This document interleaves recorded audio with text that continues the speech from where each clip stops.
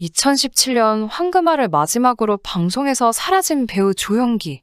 방송계에서 사라졌던 그가 다시 복귀한다는 소식에 온라인 커뮤니티는 뜨거워졌습니다. 그가 복귀한 유튜브 채널은 사람들의 많은 비난과 댓글이 쏟아지자 결국 댓글을 올리지 못하도록 막아놓은 상태인데요.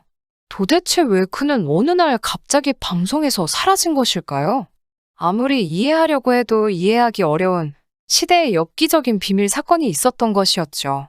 1990년대 중반부터 2010년대 전반기까지는 예능 프로그램을 조금이라도 즐겨본 사람이라면 배우 조연기를 모르는 사람은 없을 텐데요. 그는 유재석, 강호동, 이경규 등 탑 MC급은 아닐지라도 감초급으로 아주 익숙한 인물이었습니다. 조연기는 예전부터 쭉 다양한 방송 활동을 진행해왔는데요. 그러던 그가 최근 방송가에서 호련히 모습을 감추었기에 많은 분들이 그의 근황을 궁금해하는 분들이 많으실 텐데요. 2019년에는 SBS 플러스 예능 프로그램 밥은 먹고 다니냐? 의 제작 발표회에서 조연기 씨가 언급돼 논란이 된 바 있습니다. 그가 무엇 때문에 국민들의 공분을 샀는지 한번 알아보겠습니다. 조연기는 1982년에 MBC 15기 공채 탤런트로 데뷔하여 1980년대 중후반 드라마와 영화에서 조역으로 활약했습니다. 윤용길 작가의 소설을 원작으로 한 MBC 미니 시리즈 완장에서는 주인공을 맡아 완장에 집착하는 광기 어린 연기로 호평을 받았습니다.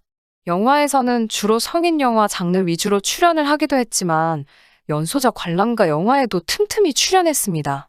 주로 맡는 배역은 여성에게 추파를 던지는 남자 역할이라든가 건달 역할이 많았습니다. 그 뒤 성인 영화의 컨셉을 시트콤에 이어가면서 활동했으나 그 사건을 일으키면서 연예계를 잠시 떠났습니다. 이후 출소한 조연기 씨는 1994년 예능 프로그램 일요일 밤에 게스트로 들어가 초반에는 팝송을 박자도 음정도 없는 콩글리시 발음으로 부르는 유행어로 제법 인기를 끌었습니다. 이후 2000년대와 2010년대 전반기에는 주로 옆집 아저씨 같은 부담 없는 이미지에다 입담 및 순발력으로 남을 보조해주는 스타일로 각종 예능 프로그램에 출연했죠. 특히 2000년대 초중반 MBC 예능계를 양분했던 이경규, 김용만 둘 모두와 궁합이 좋았기에 예능판에서 꽤 오래 활동할 수 있었습니다. 야인시대, 명랑소녀 성공기, 돈텔파파 등 여러 드라마나 영화에도 조연으로 출연하곤 했습니다. 한창 예능가도를 달리며 승승장구하고 있던 당시 김구라가 조연기 부부를 부적절한 관계로 의심했던 적도 있었습니다. 우연히 조연기와 만난 김구라는 일행들을 소개시켜주는 와중에 조연기가 바로 옆에 있던 여성만 쏙 빼놓고 인사시켜주지 않는 것을 이상하게 여겼다고 합니다. 김구라는 이상하다고 생각했고 눈치도 굉장히 보는 듯한 느낌이 들었어요. 나중에 마지못해 형수였다고 소개를 받았지만 의심은 그치지 않았죠. 라고 털어놨습니다. 이에 지인 박준규에게 조연기 아내의 인상차기를 설명하며 물었더니 형수가 아니다는 답변이 돌아와 의심은 더욱 짙어졌다고 합니다.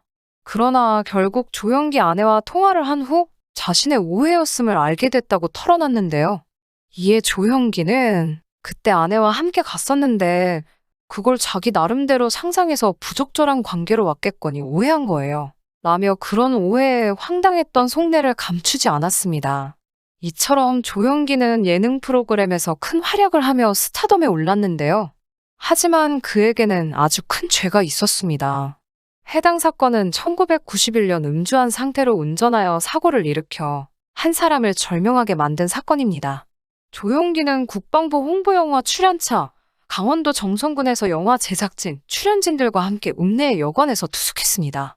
다음날 조연기 씨는 일행 등과 회식을 하면서 술에 만취되어 여관에 돌아가지 못하고 자신의 승용차 안에 있었습니다. 그러다 동료들의 부축으로 겨우 여관으로 들어왔을 정도의 만취 상태에서 그 다음날 정오에 소주 한 병 이상, 저녁에 소주 한 병을 마셔 완전히 만취한 상태로 운전을 했던 것이죠. 그는 음주운전을 하던 도중 사람을 들이받는 대형 사고를 치게 되었습니다. 사고를 당한 사람은 그 자리에서 숨을 거두었고 조연기는 사고 현장에서 12m 떨어진 도로 옆의 숲속에 목숨이 끊어진 그를 숨기기 급급했습니다. 이후 술에 너무 취한 나머지 차 안에서 잠들었고 7시간 후 사건 현장에 도착한 경찰에 의해서 곧바로 체포되었습니다. 이때 7시간 정도 자다 깨서 음주 측정을 했는데도 혈중 알코올 농도가 무려 0.26%가 나왔습니다. 조영기 씨는 그 자리에서 체포된 후 구속영장이 발부되어 구속되고 1심에서 심신미약을 이유로 형을 감경받아 징역 3년이 선고되었습니다. 다만 항소심 재판부는 심신미약인 사실은 인정하지만 고의로 심신장애를 일으켰기 때문에 형감면 규정을 적용할 수 없다고 하였습니다. 만약 심신미약이라는 이유로 형을 감경할 경우 음주한 사람이 일반 운전자보다 형이 가벼워진다는 모순이 생긴다는 점을 지적하면서 1심보다 형량이 늘어난 징역 5년을 선고했습니다. 해당 판결에서 적용된 법조항이 항소심 판결 난직 후 위헌 결정을 받긴 했지만 대법원에서의 입장은 똑같았고 최종적으로 징역 5년이 확정되었습니다. 그렇게 복역 중 1993년 가석방 조치로 석방되었습니다. 어느 정도 인지도가 있던 연예인이 만취 상태로 운전하다 생명을 해치고 숲속에 숨기기까지 시도한 끔찍한 사건이었음에도 당시 언론에선 이 사건을 비중 있게 다루지 않았습니다. 게다가 지금처럼 인터넷이 활성화되지 않은 시기에 일어났기에 이 사건은 금세 잊혀져 버렸죠. 조영기 씨는 1993년에 출소한 후 같은 해 MBC 베스트 극장 필론의 돼지로 활동을 재개했으며 그 후 차인표 씨가 주인공으로 나온 드라마 사랑을 그대 품 안에에 캐스팅되었습니다. 그렇게 1991년의 사건은 한동안 잊혀지면서 조영기 씨 본인도 꾸준하게 방송 활동을 했고 각종 예능 프로그램들의 약방의 감초급으로 자주 출연하며 친근한 이미지를 쌓았습니다. 그러다가 인터넷이 대중화된 21세기 이후로 사건이 어느 정도는 알려져서 항의글이 시청자 게시판에 올려지곤 했습니다. 하지만 그때까지만 해도 아는 사람만 아는 사건이었기에 진상을 아는 사람들만이 조영기를 당장 방송에서 내보내라고 항의했을 뿐 모르는 사람들이 더 많았죠. 하지만 상당수는 왜 이렇게 조영기 씨를 싫어하는 사람들이 많은지 이해를 못하는 경우가 많았습니다. 이후 2010년경 한 인터넷 커뮤니티에 조영기에 관한 인터넷 유행어를 만들게 되면서 삽시간에 퍼져나가 해당 사건은 20년 만에 대중들에게서 재조명을 받았습니다. 그야 그럴 것이 각종 예능 프로그램들에 출연하면서 코믹한 모습을 자주 보이고 농담 잘하던 넉살 좋은 아저씨가 알고 보니 극악무도한 짓을 저지른 범죄자였으니 대중들의 충격도 이만저만이 아니었을 것입니다. 당연히 그에 대한 여론은 급속히 악화됐으며 그가 출연하던 방송에서도 그를 당장 내보내라는 등 시청자들의 항의가 도통 끊이지 않았습니다. 방송사들도 여론의 악화를 인식했는지 현재 어디서에서도 섭외를 하지 않는 상황입니다. 이에 예능 프로그램에서 조영기와 콤비를 이루며 연예계의 애주가로 소문이 자자한 김은국의 과거 또한 재조명되고 있는데요. 그도 조영기와 더불어 음주운전을 한 이력이 있습니다. 과거 1997년 축구 모임 회원 2명과 양주를 나눠 마시고 귀가하던 길에 택시 승용차와 이중 추돌 후 그대로 달아났죠. 사고를 낸 뒤 1km 정도 도주하다 뒤쫓아온 택시기사에게 붙잡혀 경찰에 인계되어 징역 1년을 선고받았습니다.